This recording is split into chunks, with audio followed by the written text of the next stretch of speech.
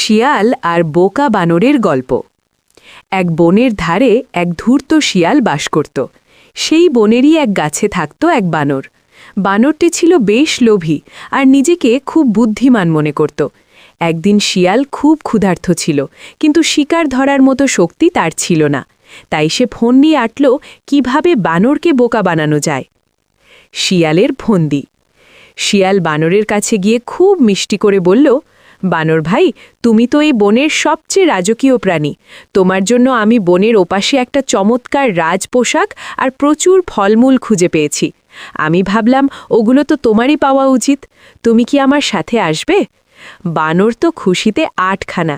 সে ভাবল রাজপোশাক পরলে তাকে দেখতে বনের রাজার মতো লাগবে। সে কোনো কিছু না ভেবেই শিয়ালের পেছনে পেছনে হাঁটা দিল। ঘটনার মোড়। শিয়াল আসলে বানরটিকে নিয়ে যাচ্ছিল এক শিকারির পাতা ভাদের কাছে। সেখানে একটি গর্তের ভেতর লোভনীয় কিছু ফল রাখা ছিল। শিয়াল গর্তটি দেখিয়ে বলল, ওই দেখো ভাই, গর্তের ভেতরেই তোমার উপহার লুকানো আছে, হাত বাড়িয়ে নিয়ে নাও।